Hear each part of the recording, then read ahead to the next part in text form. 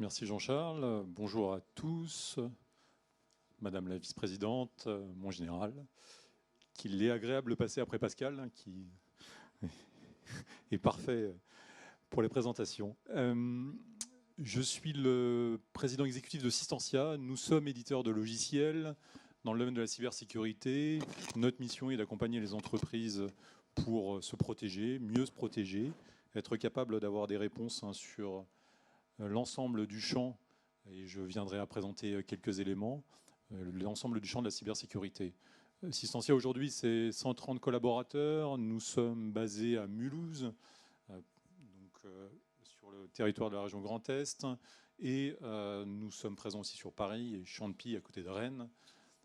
Donc c'est aujourd'hui le travail d'un éditeur, qui est de concevoir des logiciels avec un travail de recherche et de développement, de conception et de mise sur le marché, et d'accompagner nos clients sur la mise en œuvre de ces solutions.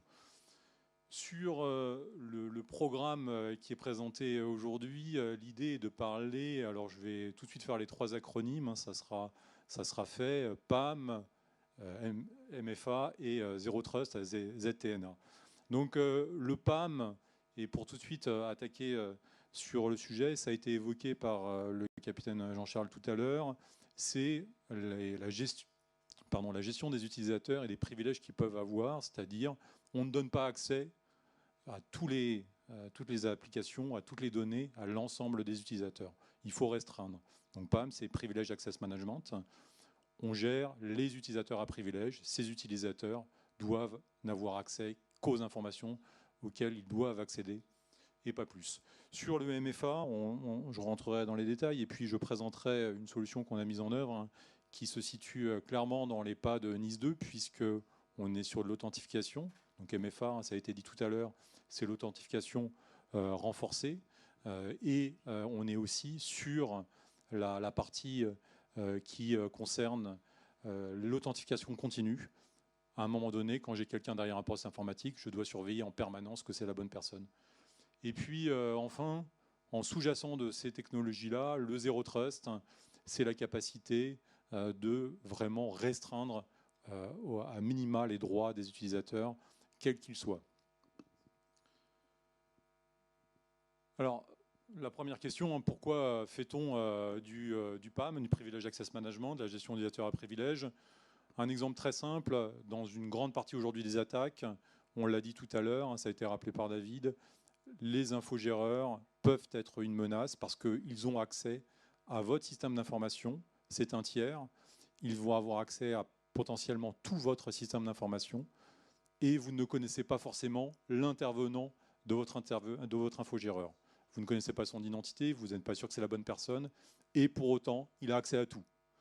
Déjà, quand c'est chez vous, à l'intérieur de votre entreprise, que vous avez votre responsable informatique et que vous lui donnez les clés complètes du système d'information, vous pensez prendre un risque. Imaginez quand vous êtes avec un infogéreur que vous ne connaissez pas. Le principe des utilisateurs à privilèges, ce sont l'ensemble des administrateurs informatiques qui ont accès à tout. Aujourd'hui, l'administrateur informatique a accès à plus d'informations que le dirigeant. Il a accès à tous les fichiers, tous les répertoires potentiellement de votre entreprise. Donc, la loi considère aujourd'hui, et ça a été tranché par la Cour de cassation, qu'il a une responsabilité aussi par rapport à cela. L'intérêt de l'entreprise, c'est de pouvoir suivre, contrôler ce qu'il fait, dans les respects évidemment de la légalité, mais ces fonctions font que nous sommes en droit, en tant qu'entreprise, de le contrôler, de tracer ce qui est fait. Donc, on va passer par des équipements spécifiques, c'est une façon de répondre à la menace, et on va obliger l'administrateur, l'utilisateur à privilège, interne ou externe, à passer par des outils spécifiques de façon à tracer, contrôler cette information. Et à côté de cela, le reste des protections cyber, on en a parlé, je n'y reviens pas. Pourquoi fait-on cela? Au-delà du fait de protéger ces entreprises, c'est qu'il y a de plus en plus une pression réglementaire, ça a été dit et rappelé, je n'y reviens pas.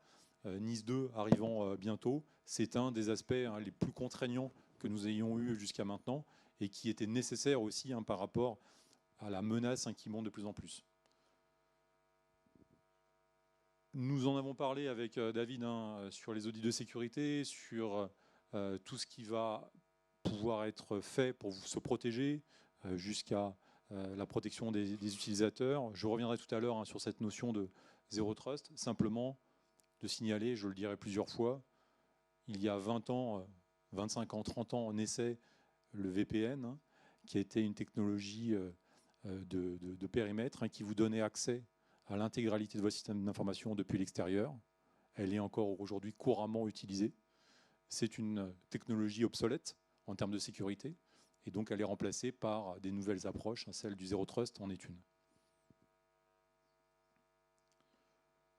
Sur plus particulièrement les comptes à privilèges, cette présentation a été faite pour des directeurs informatiques, donc je vais prendre un peu de recul et un peu de liberté par rapport à la présentation pour ne pas rentrer dans tous les détails. Le contrôle, vous avez un administrateur informatique, vous avez un infogéreur, ils doivent être contrôlés dans ce qu'ils font. Le contrôle, c'est de pouvoir aller jusqu'à l'enregistrement vidéo de leur session de travail, de façon à être certain de pouvoir tracer le plus fidèlement possible ce qui a été fait. Ce n'est pas simplement de consigner dans un journal ce qu'ils ont fait, c'est aussi d'enregistrer une vidéo, comme on ferait dans des systèmes de contrôle de bâtiments.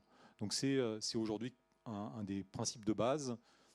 Cette vidéo, on va pouvoir ajouter un peu d'intelligence artificielle, on va pouvoir faire de la détection en temps réel de la menace ou a posteriori, et de revenir sur ce qui s'est passé. Je recale toutes les vidéos de tous mes administrateurs, de tous mes utilisateurs à privilège sur il y a 3 semaines à 9h30 parce que je pense qu'il y a eu une attaque et je vois ce qui a été fait par ces utilisateurs. Donc cette trace, elle est fondamentale aujourd'hui. Sur le fait de pouvoir intervenir également, c'est-à-dire que j'ai un système de monitoring, comme on imaginerait une salle de contrôle d'un poste de police, d'un commissariat, de tout ce qu'on peut imaginer. J'ai devant moi en live l'ensemble des écrans de tous ceux qui interviennent à un instant donné sur mon système d'information. Je ne vais pas forcément toujours tout contrôler, mais je peux intervenir. Je vois une dérive, je constate quelque chose où mon système m'a signalé une dérive, j'interviens. Le système peut aussi intervenir, bloquer l'utilisateur, bloquer la session, interdire de faire une action en particulier. Je suis là pour faire la gestion des sauvegardes et puis tout d'un coup, je suis en train de me connecter à la base de données. Le système doit bloquer cette possibilité puisqu'elle n'est pas dans ma feuille de route en tant qu'utilisateur à privilège. Ça va être aussi de prendre la main pour pouvoir accompagner des utilisateurs. Je veux la meilleure sécurité, eh bien je considère que mon infogéreur, quand il rentre dans mon système d'information, je demande à quelqu'un d'être présent sur l'ensemble de la session. Donc, d'où notion de 4 yeux, 4 mains, sur ce qui est fait sur mon système d'information. Donc la technologie, les logiciels de Privilege Access Management permettent ça aujourd'hui. Et puis, on doit pouvoir gérer, mais là je ne rentre pas parce qu'on est vite dans les détails techniques, sur tous les protocoles qui peuvent apparaître. Et on va plus loin. La sécurité ultime, quand je donne accès depuis l'extérieur à un infogéreur, c'est qu'ils ne connaissent aucun des mots de passe de l'entreprise. Alors, ça peut paraître un peu compliqué parce qu'on va lui demander à la fois de faire de la maintenance sur mes équipements et dans le même temps de ne pas connaître les mots de passe. Eh bien, il va avoir un mot de passe qui va être renforcé par un système multifacteur, on en parlera après. Ça va être son mot de passe principal qui lui permet de se connecter et ensuite il a accès à un nombre limité de ressources, seulement celles sur lesquelles il doit intervenir, et ça peut être pareil pour mon administrateur à l'intérieur de l'entreprise. Et ces ressources, quand il clique dessus, elles s'ouvrent automatiquement. Single sign-on, donc on passe automatiquement la barrière de sécurité parce que le mot de passe de cette ressource est dans un coffre-fort. Il est pris automatiquement par le système pour être injecté sur cette ressource, qu'elle s'ouvre, mais l'intervenant ne connaît pas le mot de passe. C'est le système qui le met en œuvre. Moralité, demain l'infogéreur change, ou l'intervenant de l'infogéreur change, je n'ai pas à changer tous mes mots de passe, et je reviens juste après sur les changements de mots de passe, il ne le connaît pas. Donc c'est vraiment une sécurité ultime. La notion de coffre-fort est très intimement liée au sujet de Privilege Access Management. Et même si il ne connaît pas le mot de passe, eh bien je vais mettre en place automatiquement de la rotation de mots de passe, et je peux changer tous les mots de passe de tout mon système d'information, de toutes mes ressources, toutes les heures par exemple, si je le souhaite, cas extrême. On va gérer aussi des systèmes, j'en parle pas, ça va être un peu plus un peu plus complexe techniquement, mais simplement, on a de plus en plus des notions d'automatisation dans les systèmes d'information. Et donc, je parlais de l'utilisateur à privilège qui est mon administrateur informatique, l'infogéreur. J'ai aussi des services informatiques, des tâches informatiques qui sont indirectement des utilisateurs à privilège. Et donc, pareil, elles doivent pouvoir fonctionner dans un mode de contrôle, de traçabilité, en tirant sans les voir, des mots de passe d'un coffre-fort. Donc voilà un peu le champ des principales fonctionnalités qu'on trouve sur ce type de système, avec comme sous-jacent, à nouveau, ce système de zéro trust. On est parti du VPN, je l'ai dit il y a quelques années, on arrive aujourd'hui sur le zéro trust. C'est un peu un mot galvaudé et qui ne correspond pas à une définition normée aujourd'hui. On a été capable de notre côté sur Systancien d'appliquer des règles très strictes. Je vais en décrire une ou deux sans rentrer trop dans les détails. On est vu par le premier analyste au niveau mondial, Alan Gartner, comme le seul acteur européen du Zero Trust. Donc on a un peu de légitimité aujourd'hui sur ce sujet. Sur un exemple, j'aime bien situer un de ceux qui est présent un peu plus loin dans les slides, mais qui me paraît le plus parlant. Vous avez un poste informatique qui n'est pas de confiance.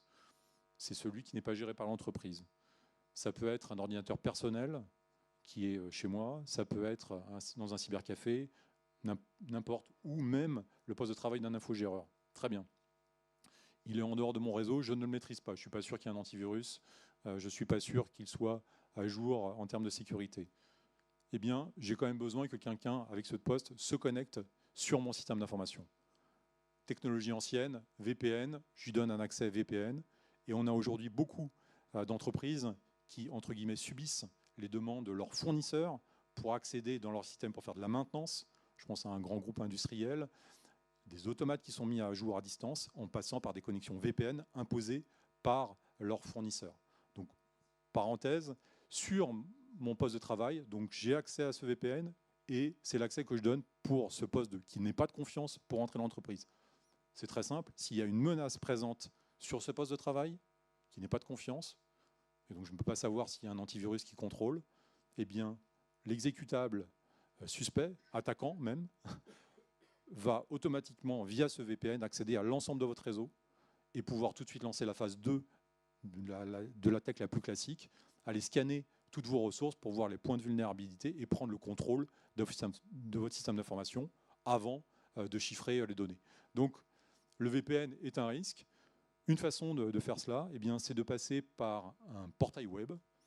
Portail web, on va avoir tout de suite une technologie qui est assez intéressante, et ça va être le mot le plus technique que je vais donner, qui contient ce qu'on appelle des filtres HTML5. Eh bien, je vais passer par ce portail web, et pour accéder à mes ressources, au lieu de passer par un VPN, je clique sur la ressource. Je n'ai accès qu'à la ressource dont j'ai besoin pour travailler, et rien d'autre. Et pareil, système de coffre-fort que j'ai évoqué tout à l'heure. Quand je clique, y compris pour ouvrir une session dans mon environnement, je passe par ce filtre HTML5 qui n'autorise que le clavier et la souris comme interaction. Donc, même si vous avez un exécutable, une menace sur votre poste de travail, cette menace ne peut pas passer ce filtre HTML5 puisque les deux possibilités sont clavier et souris. Donc, c'est un type de technologie que l'on maîtrise et qu'on a inséré dans notre définition, dans ce que l'on met en œuvre sur ce Zero Trust. Donc voilà quelques principes qui sont vraiment importants. De même, je vais aussi m'assurer, y compris si ce n'est pas un poste de confiance, qu'il y a bien un antivirus à jour sur le poste de travail. Ça fait partie des techniques du Zero Trust. Mais si vous ne faites pas ça, eh bien c'est simple, c'est la porte ouverte. Vous laissez rentrer un poste qui n'est pas de confiance. C'est comme si vous le preniez et vous le branchiez au cœur de votre réseau. Ça fera tous les dégâts qu'on peut estimer. J'arrive sur la double authentification. Je reprends mon exemple favori de l'infogéreur parce qu'aujourd'hui, c'est là où on a vu les plus gros dégâts. Eh bien, de même que les banques imposent aujourd'hui pour les comptes professionnels un système d'authentification renforcé, il est indispensable, et même il ne peut pas être autrement, que d'avoir un MFA quand vous faites un accès depuis l'extérieur à vos systèmes d'information. Je dirais pour tous les utilisateurs, mais vraiment, vraiment, pour ceux qui vont avoir un privilège. C'est indispensable. Ils doivent avoir un système de contrôle supplémentaire qui est pour vous une garantie d'intégrité de la personne. Beaucoup d'infogéreurs, sans critiquer, et parce qu'il y a tout type d'infogéreurs, il y a aussi des fournisseurs, je l'ai dit tout à l'heure, donnent accès avec le même login mot de passe à votre système d'information à des collaborateurs différents, parce qu'il y a du turnover, parce qu'on veut aller vite, parce qu'il y en a un qui n'est pas là le matin, et donc vous aviez défini un login, un mot de passe pour tel intervenant, et c'est un autre qui se connecte. C'est un vrai problème. Je passe très rapidement sur la raison d'être des systèmes MFA, et notamment tous les systèmes qui peuvent exister. On a essayé de répondre à une contrainte chez Systentia qui est celle de « Ok, je peux mettre un MFA, un système d'authentification supplémentaire sur un smartphone, c'est très bien. Moi, entreprise, j'ai deux problèmes. Premièrement, je ne veux pas imposer à mon collaborateur un système d'authentification basé sur son téléphone personnel.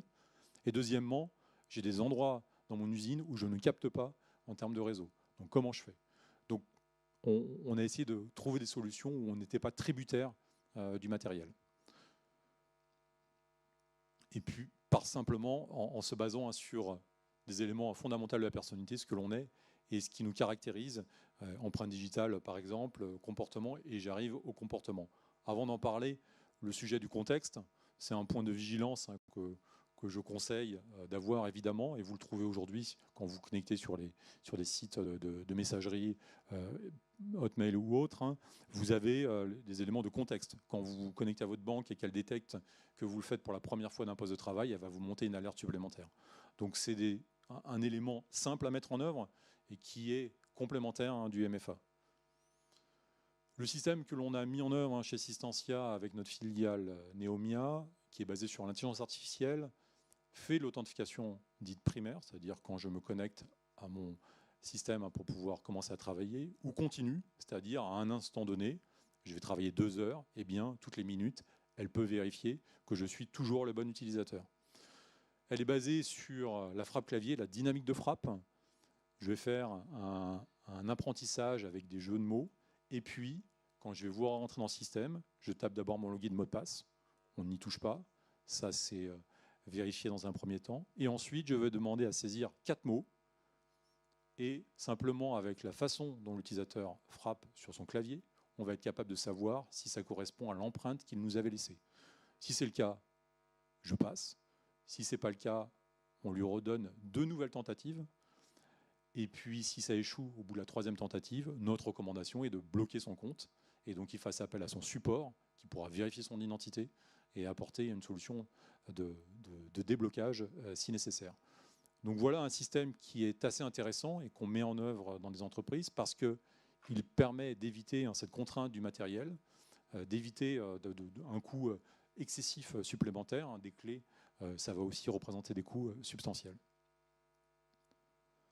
Pour finir, sur le Zero Trust, j'en ai dit quelques mots, je vais essayer de rassembler un peu tout cela. Le modèle Zero Trust est mis en avant par l'ANSSI en le contrebalançant fortement avec le VPN. À nouveau, VPN, j'accède à tout par défaut.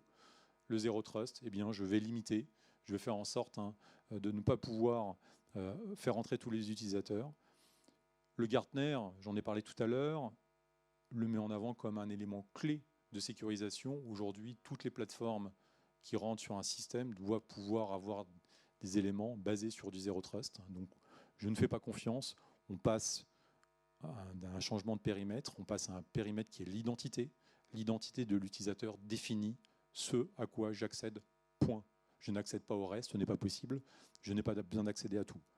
Et l'ANSSI, on en parlait tout à l'heure, je crois que c'était évoqué sur des segmentations, des isolations, va plus loin avec la notion de silotage.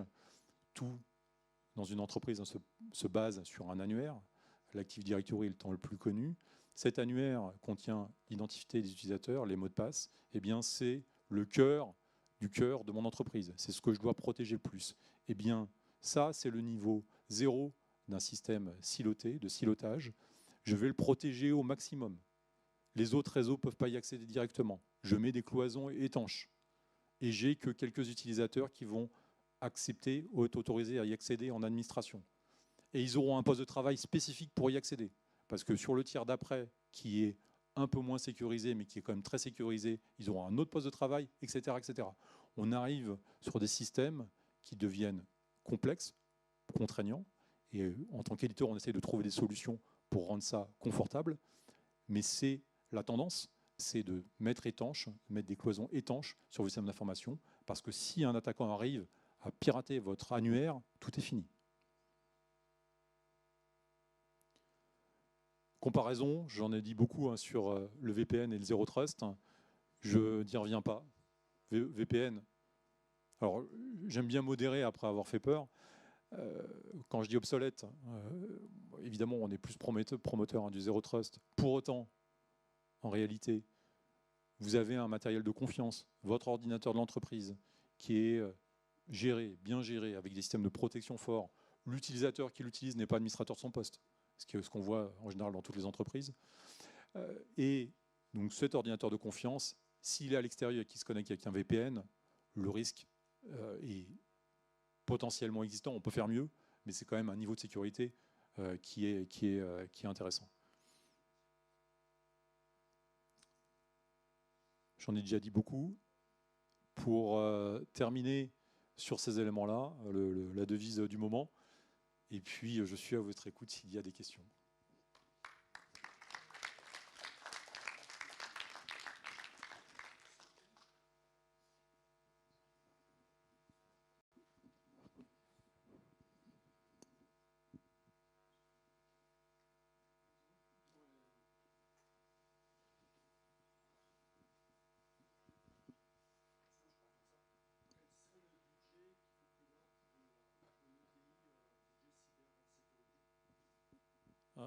C'est une bonne question et je sens que Pascal va rebondir.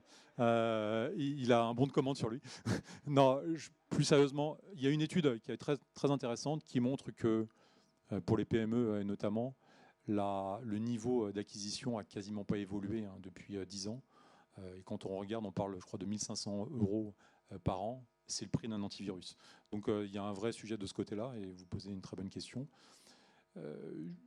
Pour nos solutions, j'ai la réponse, donc c'est pour ça que je vais aussi laisser peut-être la parole à Pascal et à David, qui voient l'ensemble des solutions. On est sur des budgets de quelques milliers d'euros pour une solution de privilège access management par an, avec un bon niveau de Zero Trust. Alors, une information qui vient de Guillaume Poupard, l'ancien directeur général de l'ANSSI, qui disait qu'il faut consacrer 10% de son budget DSI à la cybersécurité. Voilà, idéalement, c'est ça.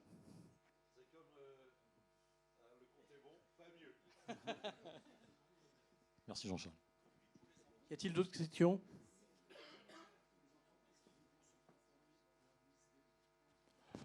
Alors, oui, bien sûr. Je crois qu'il y a beaucoup de choses qui ont été évoquées par Pascal. Juste un mot sur ça, parce qu'il y a une très bonne présentation qui avait été opérée par Grantinov Plus sur Nice 2, avec un avocat maîtrisant le sujet. Le must, c'est de pouvoir, ou en tout cas, si on veut être dans les clous, c'est d'être ISO 27001 et de se mettre dans les pas. Donc c'est le coût d'une certification sur un ISO 27001 qui est contraignant, mais c'est un pas fort pour être en conformité avec Nice 2. Donc c'est vite des budgets conséquents. Et puis c'est une organisation aussi à revoir, beaucoup de sujets internes. On l'avait, nous, démarré pour Systentia, on ne l'a pas encore terminé. On a été freiné parce que c'est l'équipe système d'information qui avait du mal à suivre la charge derrière. Et encore une question, parce que suivant la puissance que l'on donne à son système informatique, c'est réactif ou un peu moins réactif, est-ce que ça a une incidence importante sur la sécurité et tout ça? Parce que si c'est très réactif, l'attaque peut être plus forte ou plus rapide. Oui, alors il y a tout un champ de réponses. On va évoquer ensuite les sauvegardes. Il y a des attaques même sur des sauvegardes, sur des systèmes de sauvegarde. Donc c'est quelque chose où, à un moment donné, être réactif, c'est aussi avoir des fois la possibilité d'être un peu déconnecté et d'avoir des sauvegardes qui sont encore dans des lieux tiers pour pouvoir bien fonctionner. Donc aujourd'hui, tout est connecté. On travaille beaucoup sur le système industriel, la cybersécurité du système industriel. Et on voit aujourd'hui que c'est un champ d'investigation énorme parce que pour montrer cette réactivité qui n'existait pas il y a quelques années, les automates n'étaient pas connectés, puis connectés en réseau local. Aujourd'hui, ils sont sur Internet parce que votre fournisseur d'automates veut maintenir votre système et se connecte de l'extérieur. Et il vous demande à ce que son VPN puisse accéder à votre système. Voire il embarque une technologie de VPN dans son automate.